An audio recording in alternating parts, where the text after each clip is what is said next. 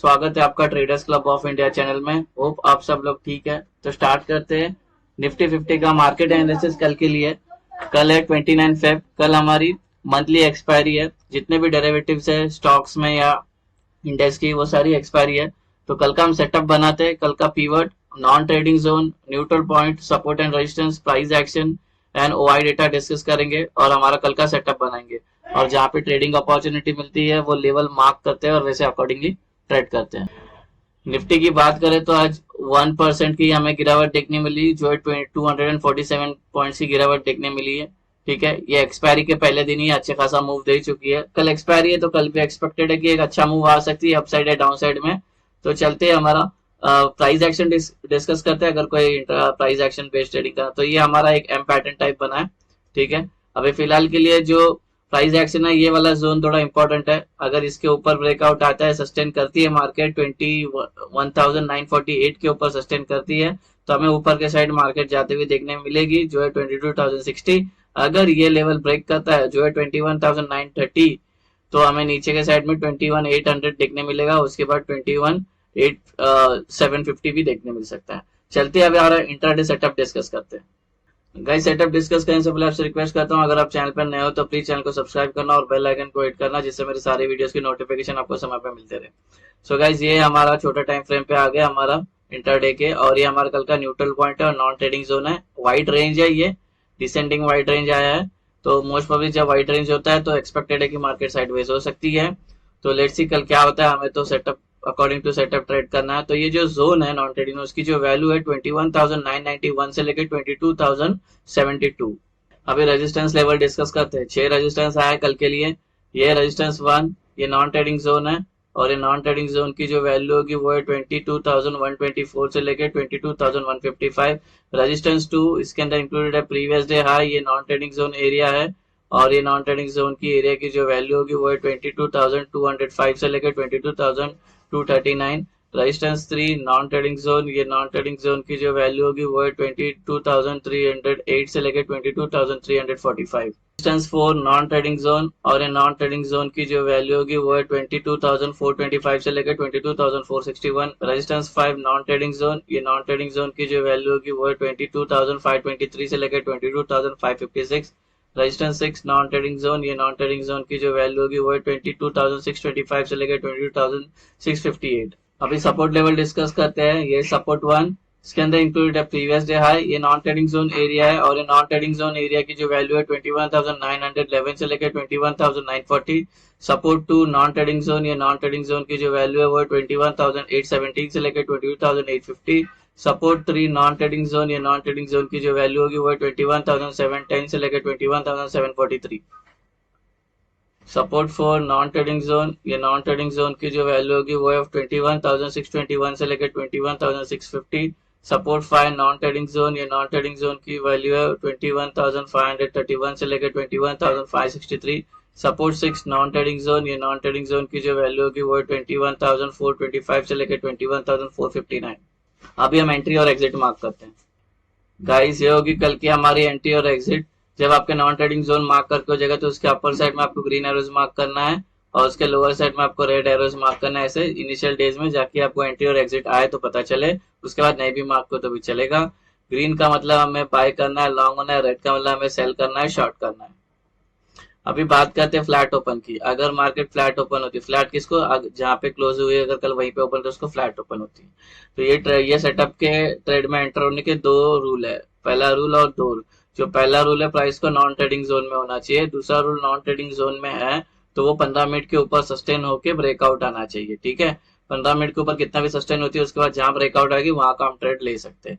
अब जब एंट्री करोगे ब्रेकआउट के बाद, तो उसमें भी एक एंट्री, एक है सेफ एंट्री है, ठीक है, और एक है एग्रेसिव एंट्री है। ठीक है, तो आपको बैक टेस्ट करके आपको पता लगाना होगा आपकी एंट्री कौन सी है करके। ठीक है, तो मैं तो अकॉर्डिंग टू सेफ एंट्री करता हूँ। मोस्ट प्रोबेबली एग्रेसिव एंट्री तब करता हूँ जब मार्केट ज्यादा ही बुलिश या बेरिश होती है, कॉन्फिडेंट होता है, तभी करते हैं। ठीक है, तो चलते हैं, हम पहले फ्लैट ओपन का डिस्कशन करते हैं। अगर मार्केट यहाँ पे ओपन होती है तो प्राइस को पहले हम नॉन ट्रेडिंग जोन में आने देंगे।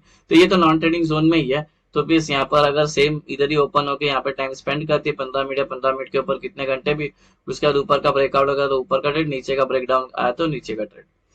टारगेट एक बार आपको बता देता हूँ। सपोज आपने ये ऊपर का ट्रेड लिया तो टारगेट 1 2 3 हो गए। अगर ये वाले ट्रेड में एंटर किया तो उसके ऊपर वाले जो 2 लेवल होते हैं वो होंगे रेजिस्टेंस के।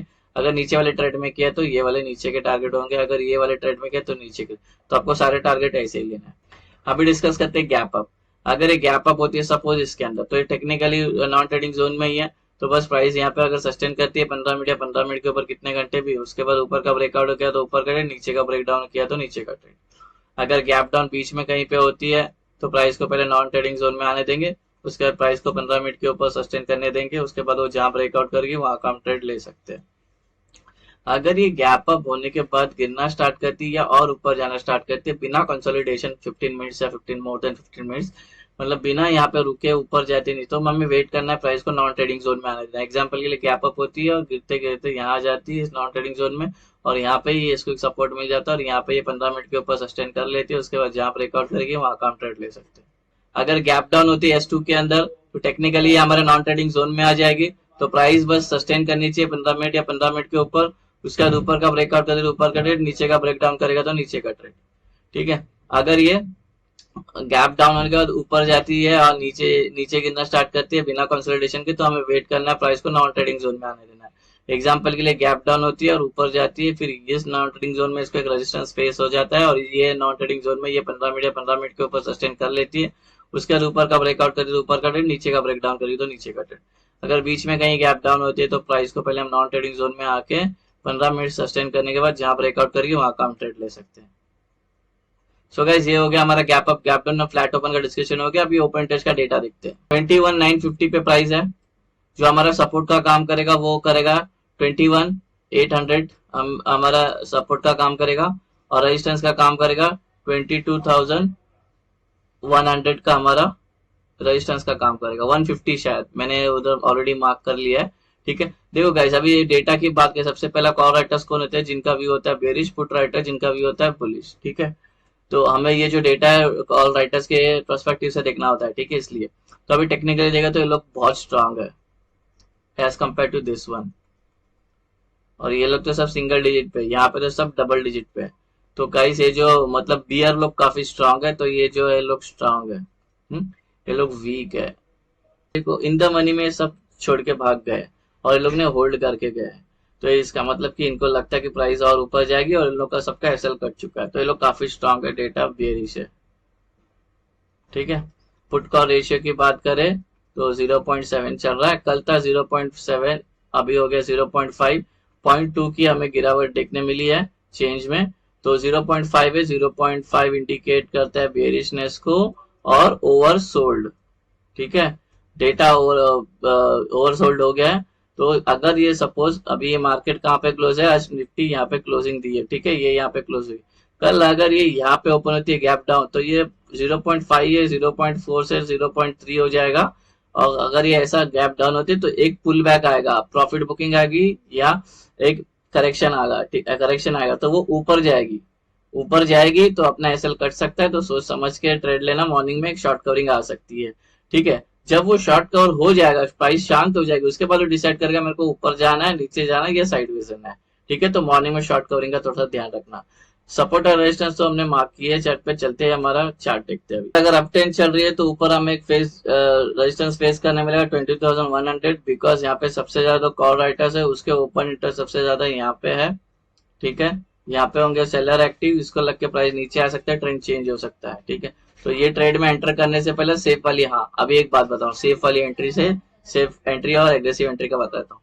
सेफ एंट्री कैसे? जैसे ही अभी सस्टेन होके ऊपर गई तो 3 ग्रीन कैंडल बननी चाहिए, कंटिन्यू 3 ग्रीन कैंडल बनती है कोई भी साइज की, तब हम एंट्री लेंगे उसको सेफ एंट्री, कंटिन्यू ग्रीन। ठीक है। तो इससे रिलेटेड मैंने ब्रह्मास्त्र स्ट्रैटेजी बनाया, वो वाला स्ट्रैटेजी देख लेना, लिंक डिस्क्रिप्शन में है, वो एक बार देख लोगे तो आपको एकदम इजीली समझ में आएगा सेफ एंट्री कैसी होती है और एग्रेसिव एंट्री।